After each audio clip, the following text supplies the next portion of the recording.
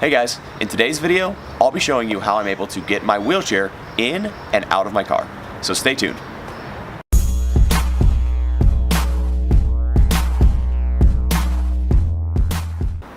Getting in and out of each type of vehicle is going to be a little bit different. It took me about 2 weeks for me to figure out the strategy to get in and out of my Challenger, and I'm sure whatever you come up with will be a little bit different.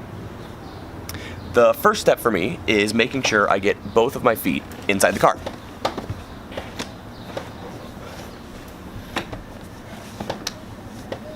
Before I started a transfer, I also laid my seat pretty much as flat as it'll go, and I scooted it far back so that it's easier for me to get in. Once I have my feet in, I'm going to move my butt basically to the front of my cushion by pushing off of my frame.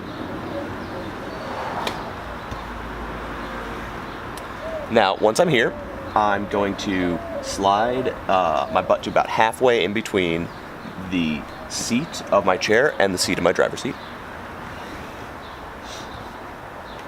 And once I get here, I'm going to put my head down on the dash to have a third point of contact, which is always important. And then lock out my arms and just slide over. The key here for me is the farther down your head goes, the higher up your butt raises, and the easier the transfer actually is. Slide over all the way. Make sure you get your legs all the way in. And now it's time to take apart the chair and get that in the car with us. So now they're in the car. That was actually the easy part. The trickier part is figuring out how to get the chair in the car with us. The way I like to do it is step one, take the brake off.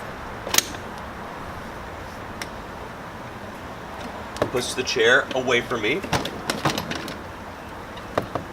I use the quad release axle tops, which makes it really easy for me to pull the axle off without having to push an actual button. So I'll flip the top on that, grab the wheel by the spoke, and just pull it right off. Here, I let the chair just rest on the ground while I put this in the back seat. Next, I take off the other wheel. Same thing, pop the tab, and put this in the back seat behind the passenger seat.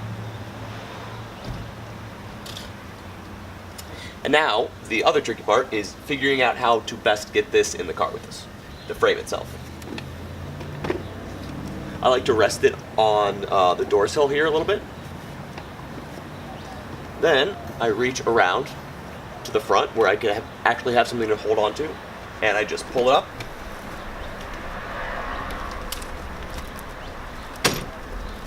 Once I have it here, I readjust my grip, and now this sits in the passenger seat.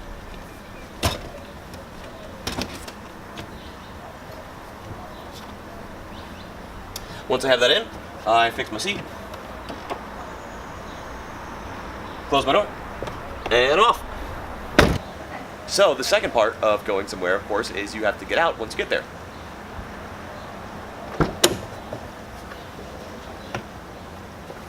So it's basically the same process we did to get in, but in the opposite order. So the first thing out is the frame.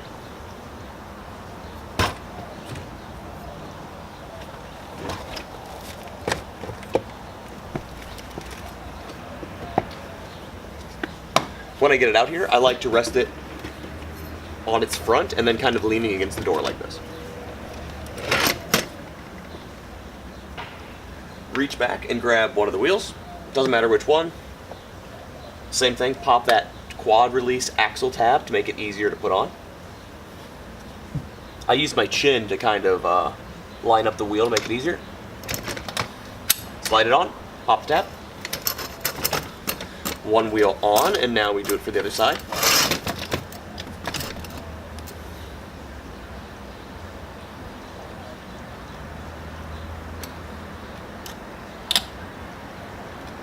You can see, once you pop that tab on the axle, you can kind of use your hand to just relax on it, and it actually helps you maintain some stability if you don't have a lot of wrist function like myself. Once again, line it up, push it in, And then what I like to do is grab, I have a few straps on my chair that I'm able to grab and just pull it toward me. And then spin it around.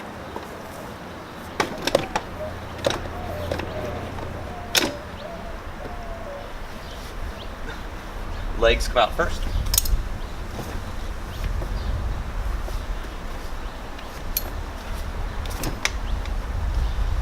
We went in with 2 legs, and I like bringing both my legs out as well to make the transfer easier.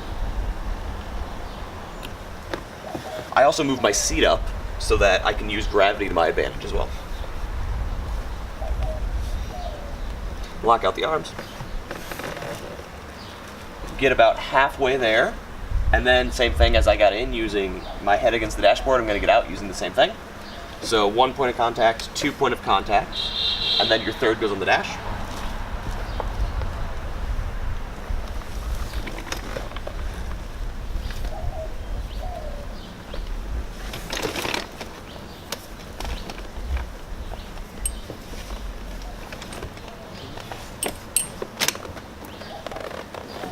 Feet back on the footrest. And you're ready to go. So that's how I do it. There are different strategies for different cars and disabilities. For instance, my Challenger is going to be more difficult than a ramp van, but an SUV is going to be a lot more difficult than my car. The most important thing is to keep practicing and not get discouraged, and I'm certain that soon enough you'll be an independent driver.